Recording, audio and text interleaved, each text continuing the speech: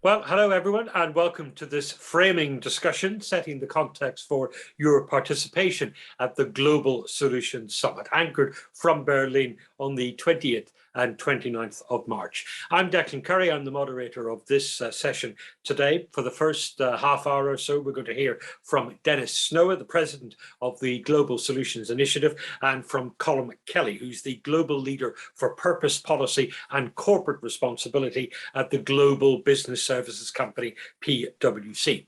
Then we will open the discussion up, and I hope that we will hear from as many of you as are willing to participate. We welcome contributions from all of you, wherever you are in the world, whatever your gender orientation or creed. You're all welcome to be in our discussion. The theme for our hybrid event from Berlin is Listen to the World, promoting social well-being within planetary boundaries. Dennis Snower, if we may hear from you first, what is your interpretation of that theme? What are the issues, the challenges and the opportunities that we are looking to address this year? Well, very briefly, Global Solutions is precisely that. It seeks to focus on global solutions to global problems. And we interpret solutions as being focused on human well-being in thriving communities now and in the future. And that gives us a particular moral compass on events. And the challenge, obviously nowadays, is to recognize that the world is changing, has changed remarkably within the past few weeks around us. We live in a politically and socially fractured world, and quite possibly one that will become fractured economically as well. But nevertheless, we have big global problems in addition to the terrible war in the Ukraine and Russia's invasion that we condemn. This outrage must not, however, divert us or infect the ability that we have to deal with the wide variety of global problems that are ever present.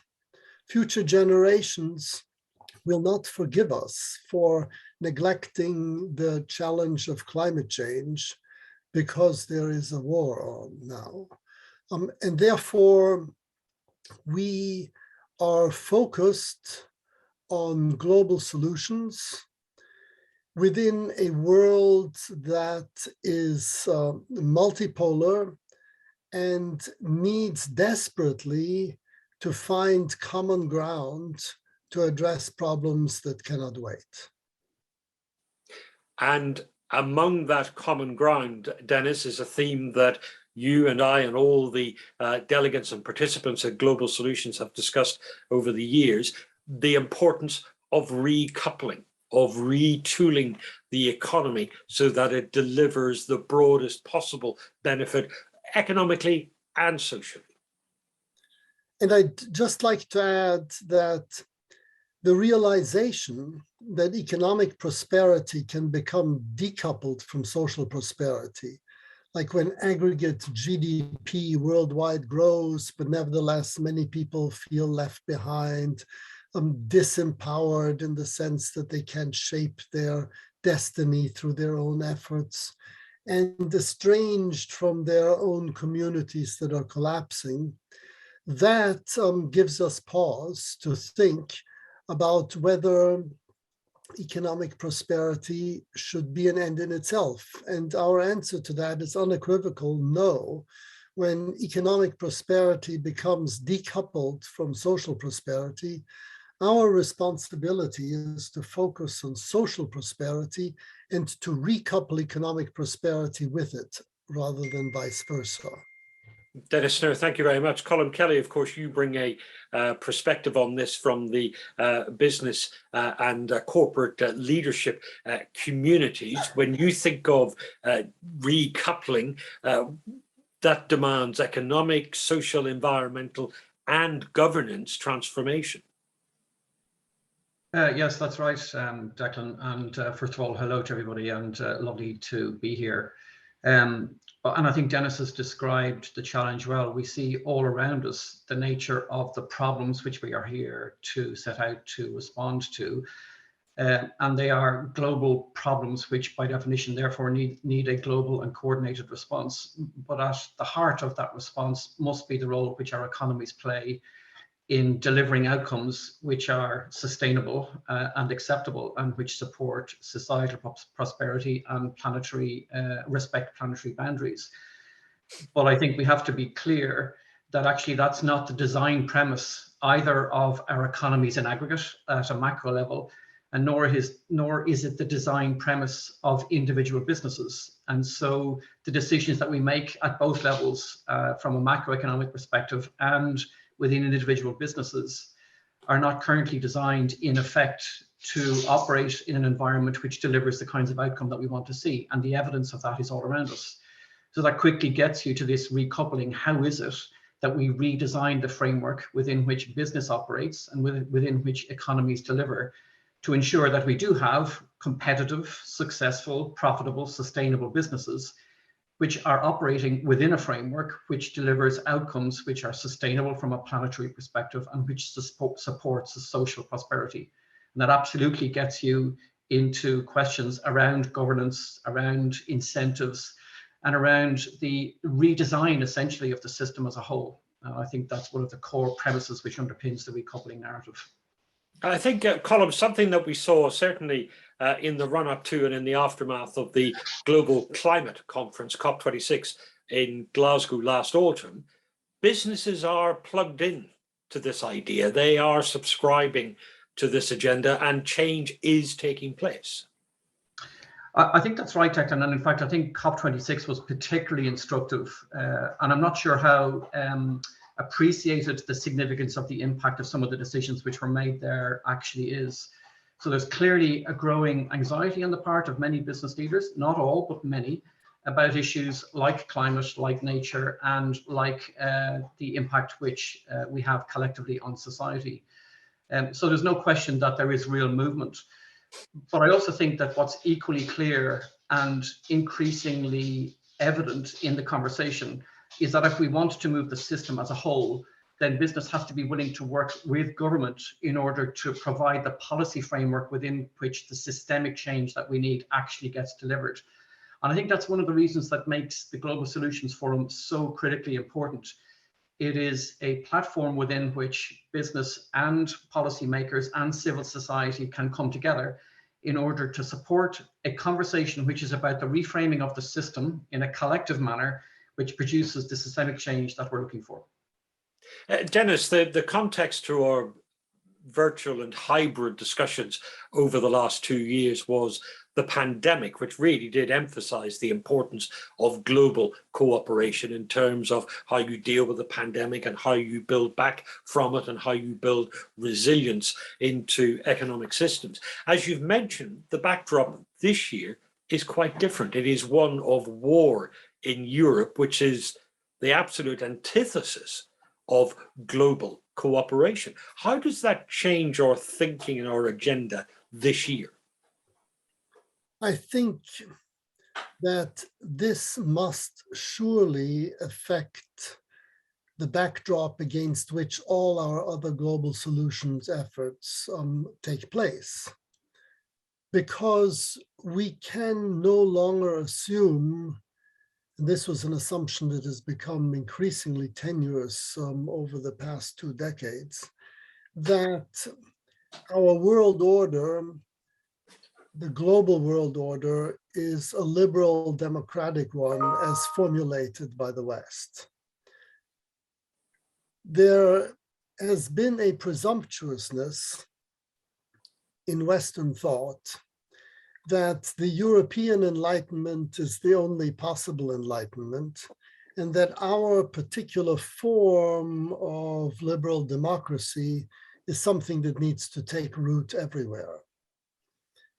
We have now come to a realization, I believe, that This is manifestly incorrect. The West has tried to impose its views with spectacular successes in various parts, or with spectacular lack of success in various parts of the world. And we now need to focus on what we need to be focused, which is on the well-being of individuals and thriving societies and a sustainable planet. And there are certain common goals that people have across nations, cultures, and religions. Everyone wishes to enjoy economic prosperity. Everyone wants to have a sense of personal agency, being in control of one's fate through one's own efforts. Everyone wishes to be embedded within societies of their choosing. And everyone in their right mind must wish for a sustainable planet.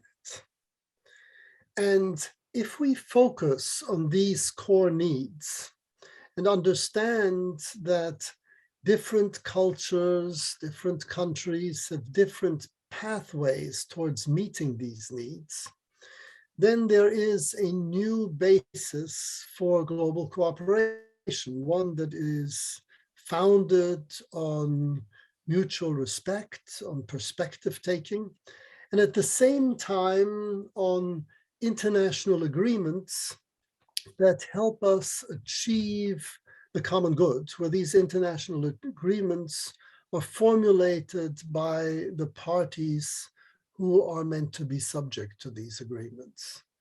And this must be our goal. And this goal can take place top down, or it can take place bottom up.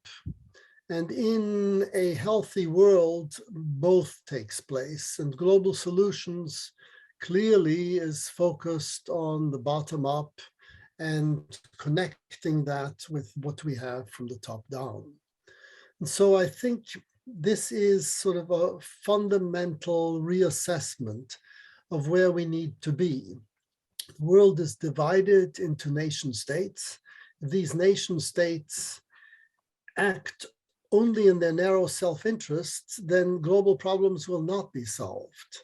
And therefore, we need a discourse about the global common good that affects not only policymakers, but also civil societies who should be pushing their representatives to opt for the global common good, and for us to make the widest possible deals within the global space, covering climate, health, and many other aspects, to allow us much latitude for negotiation, so that at the end, everyone sees that it is obvious that with regard to global problems, we act in the global public goods because we each are made better off by it.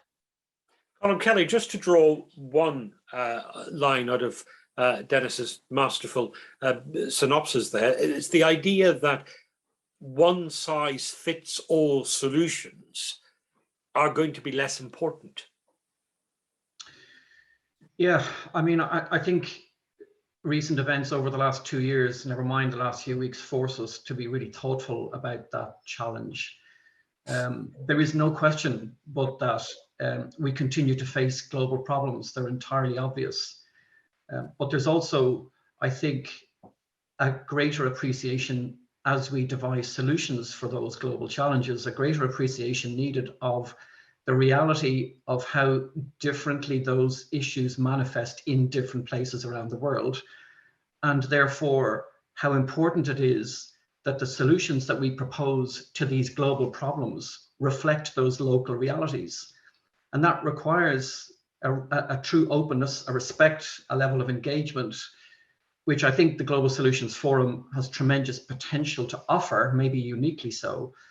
But it's really critical both in terms of formulating meaningful responses to these collective problems, but it's also critical that the manner in which that is done reflects that level of engagement in an inclusive, respectful way. So I think it has those two underlying principles, if you like, when the reality is that, so one of the questions, Declan, that comes up repeatedly, look, is it even feasible to consider that there are global solutions available in an increasingly fractured world?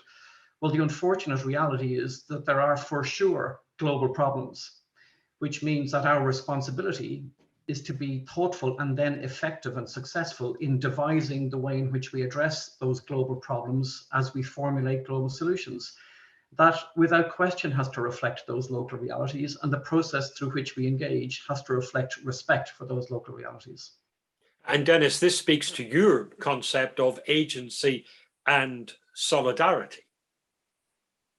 I believe agency and solidarity have been neglected at our own peril over the past 40, 50, 60 years. Initially, in the post-war period, we could neglect them with good conscience because after the war, people feel a lot of agency in building up their countries again and a lot of solidarity through their wartime experiences. But as the post-war period progressed, we became richer and richer, and there have been major forces that have deprived many people of agency and solidarity.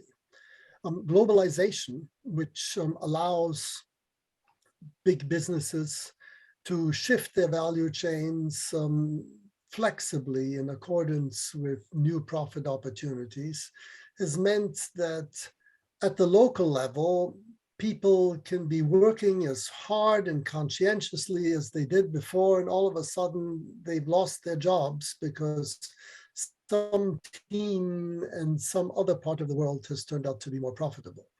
And communities can fail as a result.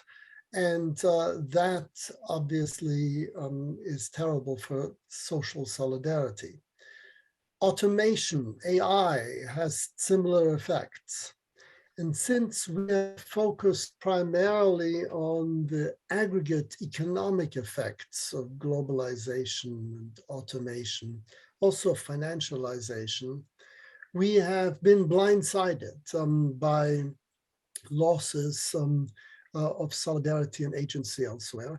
And this has given rise to angry nationalist populisms and much social conflict. And by recognizing this now, I believe we can formulate a set of new narratives that are constructive in the sense that they are not built on grievance. Foreigners are stealing our jobs. We need to erect a wall. We need to take back control. But rather, understanding that we definitely need to focus on our agency and solidarity needs as well, obviously, as our economic ones. And in dealing with global problems like climate change or pandemics, we definitely have to cooperate. And if we can build narratives that bring us into constructive relationships with one another across national and cultural boundaries with respect to the big global problems, then we've done a lot. And this is particularly ambitious at a time of war, obviously, when the temptation to deal in conflict narratives is very high. And the temptation to see one as victim of aggression alone is strong.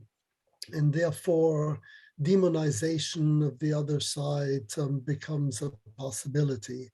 And that is the opposite of the spirit that we need for global cooperation And it is that spirit that we wish to engender with regard to all our global problems here.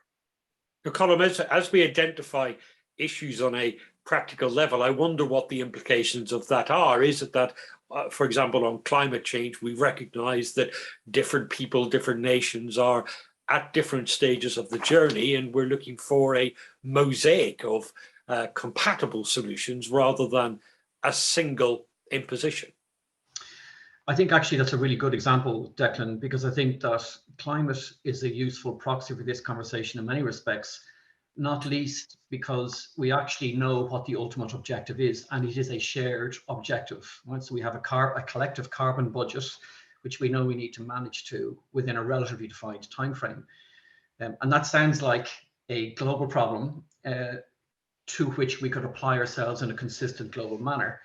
Well, of course, that global problem is made up of a myriad of different starting points, different levels of capability and capacity, and indeed different levels of risk, depending on where you live and where you sit and work. And any design approach to addressing that kind of problem has to reflect those realities. To be very pragmatic, otherwise it cannot but fail, because it simply won't have the support or the mandate, if you like, in order for particular countries to respond. And that's not a pessimistic or a negative suggestion, if you like, or tonal set for that problem. Quite the opposite. In fact, I'm absolutely clear that once we begin to design, co-design solutions to these kinds of issues, which reflect the realities of those starting points and the different journeys, therefore, which need to be taken, actually the kinds of solutions which facilitate those journeys to be taken begin to become more obvious. And so I think that that mindset of recognizing those realities is essential as we set out on these collective journeys down these pathways to address issues. And climate is the compelling one, but we're going to have very similar issues. We already do in relation to nature, and we clearly have a similar set of principles underpinning the way in which we approach social issues.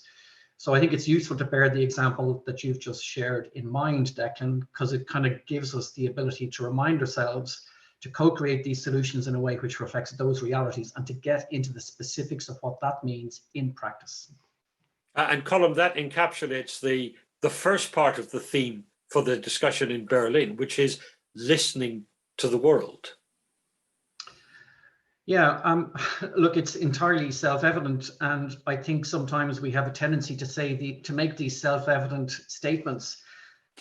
Now we have to actually translate them into action, into our decision making, into our behaviors with each other, and as we progress down these paths.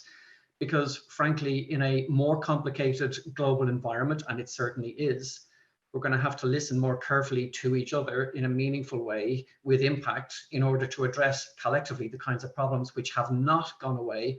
In many respects, they continue to deteriorate. And recent events is probably likely to actually put other really serious issues on the table as well. Thank you. So we're going to broaden our discussion now. At this point, we say thank you to Dennis Snow, the president of the Global Solutions Initiative, and to Colm Kelly from PwC. They'll take just half a minute to draw some breath before we then continue with our discussions. Please do stay with us for our discussions and your discussions with Dennis and with Colm.